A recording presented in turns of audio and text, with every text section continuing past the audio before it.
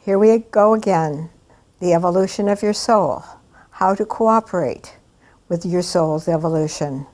And this year, 2014, I'm very dedicated to bringing you a new concept of the soul and the understanding of how your soul has evolved through time and space.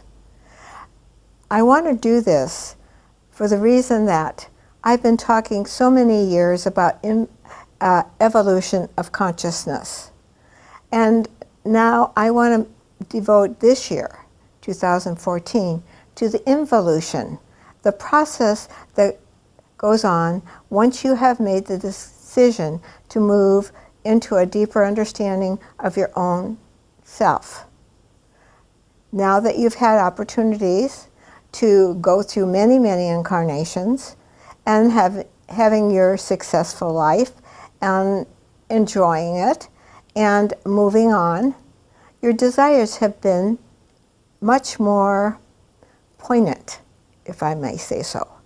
You start to understand that there's more. And this is one of the reasons I talked to you in the last couple of weeks about desires. And I asked you to think about your desires and how you have desired one thing after another, even this lifetime. And of course, your other lifetimes have brought you to this point where many of your desires are fulfilled. And that is an important process because you do have free will. You get to do what you want to do. Your soul evaluates you in between incarnations, and as it does, it begins to evolve and make better choices for its next incarnation. So we've talked about this from time to time. I've given a lot of talks about reincarnation, karma, the evolution of consciousness, the evolution of soul. So what makes this year different from any other? Well, this year I'm going to be talking to the more advanced students. And some of you will find this to be very boring or not very interesting. Or some of you will say, oh my God, she's speaking to me. Oh, I understand. I am excited. I know that I'm a soul that's evolving and recognizing that I am ready to move forward. And yes, I want to be part of this.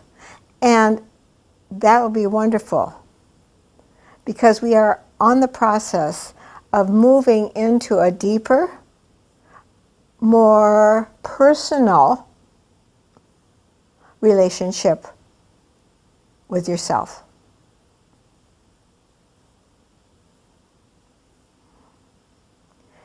You have come in at different points of your evolution, different understandings of how your soul has operated from time to time. A few weeks ago, I talked about baking a cake and the ingredients that goes on. Okay, you know, this is 2014, and what does that have to do with something that I referenced when I was in my early 30s and 40s, baking cakes? Now, none of you bake cakes anymore, probably. And that's okay. But you have some understanding of that because I wanted to show you that you are made up of many ingredients, many talents and abilities, many possibilities for future lifetimes and your lifetime at the present moment. So as you have evolved through time and space, gathering information, putting it in your subconscious, doing karma, cause and effect, balancing your opportunities to experience both sides of good and not so good. And I'm not going to say you have bad karma because it's not bad karma. It's only balancing you out so that you can balance these experiences. So I'm just going to take a little example here. Supposing that you were really rich in your last life and you had lots of money and you intended to support others and help others. If I ever get rich, I will do all this for others. You got rich, and then you got to be a hoarder. And you no longer give, you want to hoard more money. Oh my God, this is so much fun. I'm a millionaire, I want to be a billionaire. Oh my God, this is so, I forgot all about the fact now that I wanted to be of service to humanity once I had enough money to take care of my family and do some good things. But you've forgotten because you got wrapped up in the fact that you had all this money. And you walk by the poor and the downtrodden that you wanted so badly to help before you came into lifetime. And you are ready to do whatever you can to make your next billion. Well, you see, you probably will be the next billionaire, but maybe not in the next lifetime. Because now you have to experience what it is to want to help and not be able to. And want to be more service, but you can't because you have no money. You have no prestige. You have no power. Last lifetime you had a lot of power, but you, I don't want to say misused it, you got caught up in it. You got caught up in it, and it was so delicious that your soul said, you got to go back in your next lifetime and be a poor beggar on the street. And to have to beg for alms or for $1 to go buy a half a slice of bread. Why do you have to do that? Why did that happen in your life? Why are you where you are right now if you have no funds? Or if you're a billionaire, or if you're a millionaire? It has to balance itself out. So now you have the opportunity to have that experience.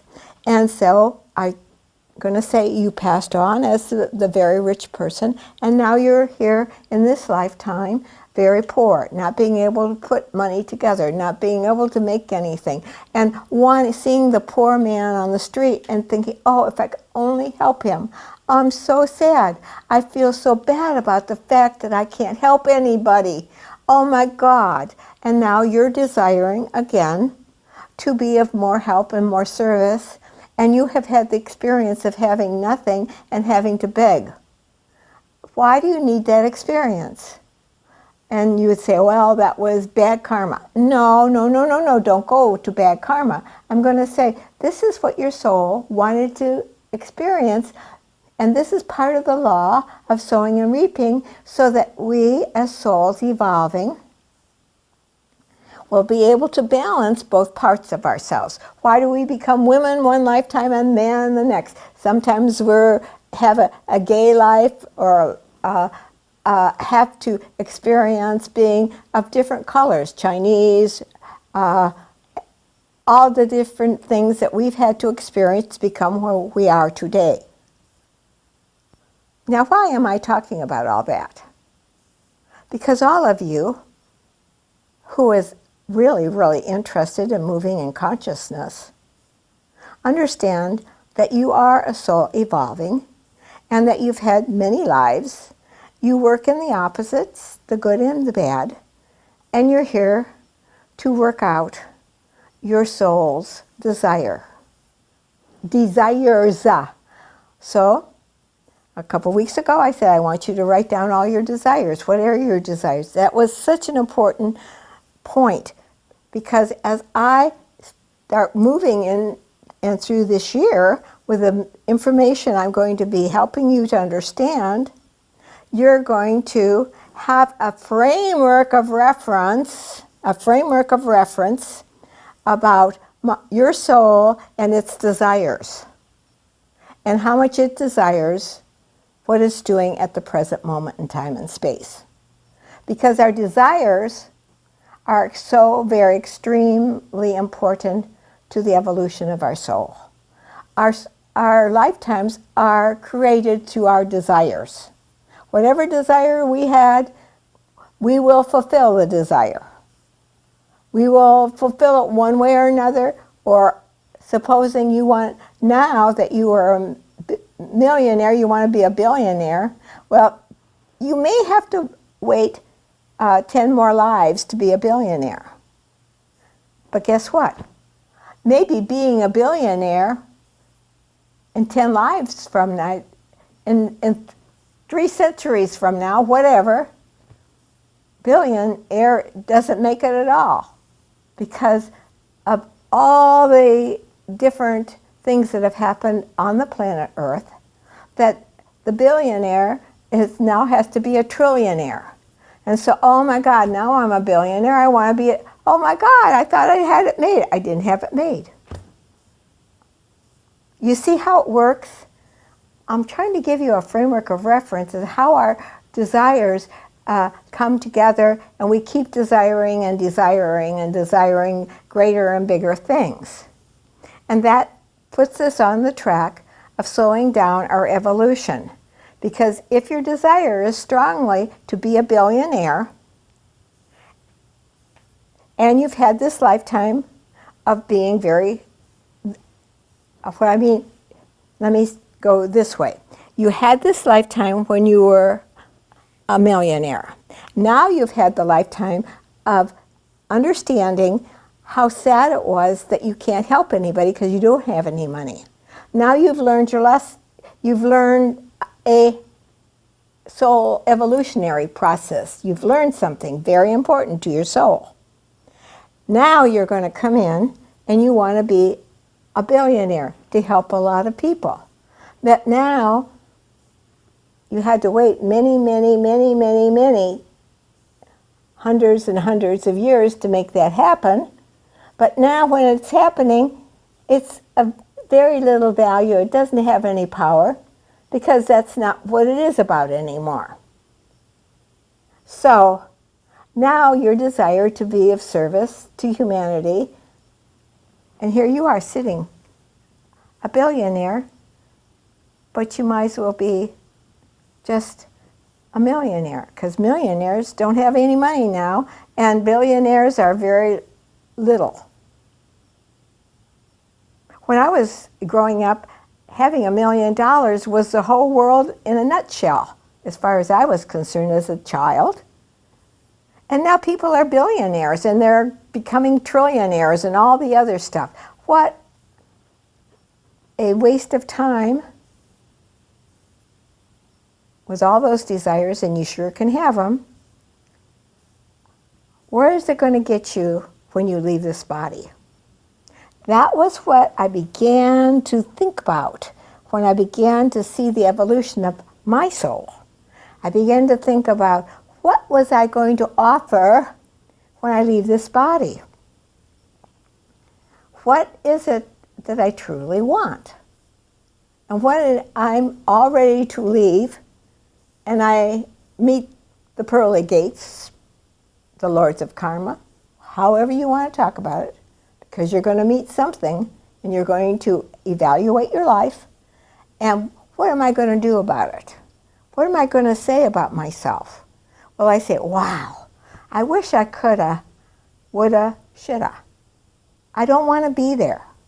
And that's when, early in my 30s, I began to understand that if I passed over, I wanted to be in the highest possible consciousness available.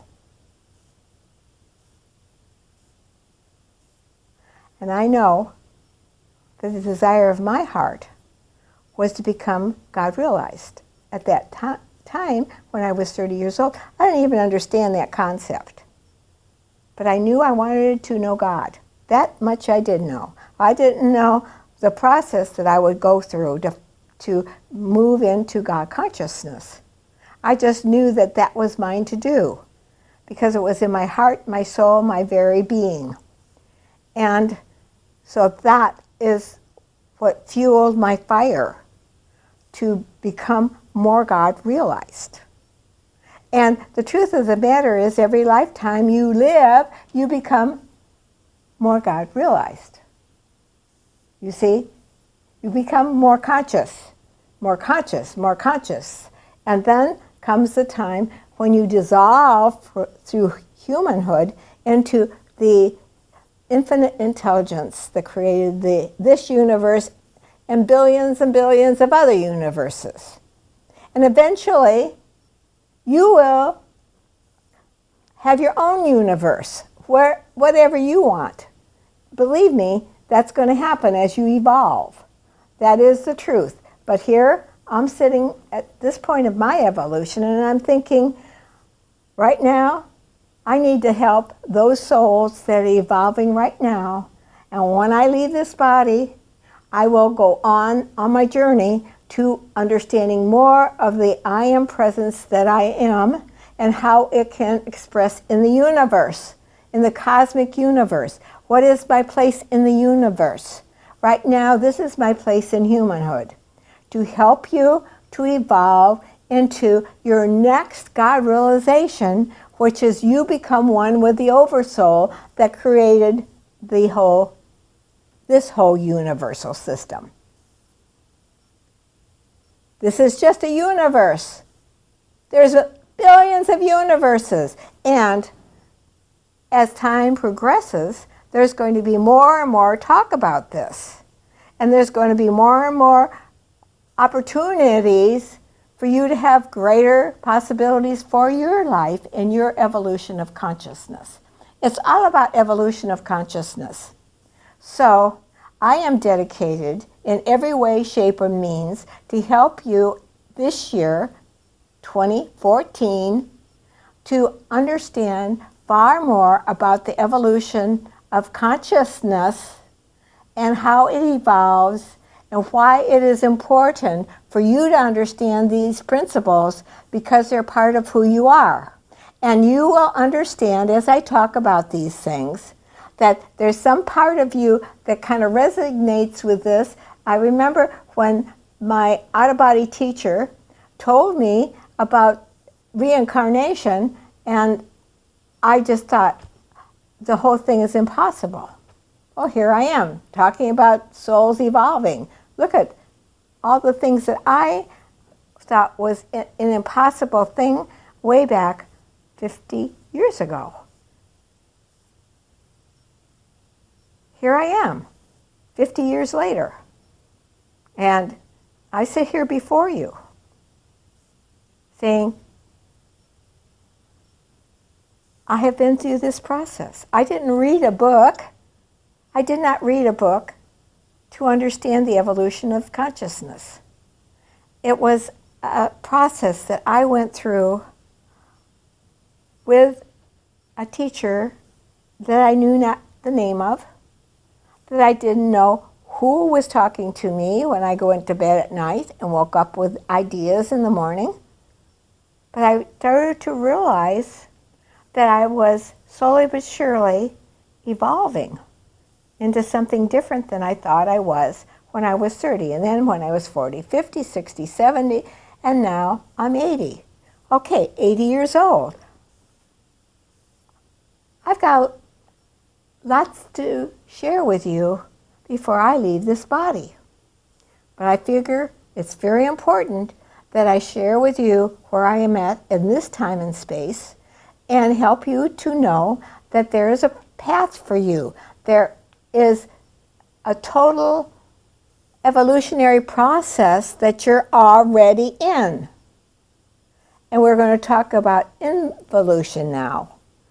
I'm going to spend the time talking about involution. I've talked about evolution. You've evolved to this point. Now it's going within, and the process that happens when you go further and further in. And you don't do it in one lifetime. It's progressive. Progressive. And no matter what you do this lifetime to support your soul, if this is the first time in your whole being that you ever wanted to meditate, and you learn to meditate, you are starting down that path of really going within and finding your whole beingness, which will open up and show you that you are already infinite intelligence waiting to hatch. Yes, you are infinite intelligence waiting to be unveiled within you. So hopefully you did your homework and wrote down those desires, because those desires are what propel you to go further. And I'm trying to add some new desires to your desire list, saying, I want to master, I want to understand my whole soul, I want to be more committed on my journey than I've ever been, I want to take my desires and put them on the top burner of I want to know myself and God. That's the only desire worthwhile, and that's the desire that's brought you to this state of evolution. So this week I leave you with this. Again, look at your desires, because I am going to be talking a lot about putting this whole process together in a way that is more simple to understand, so that you can grab hold and be able to move with the new science, the new information that's coming into consciousness. So I'll see you next week and see where we're going. Thanks for going on this journey with me. Bye-bye for now.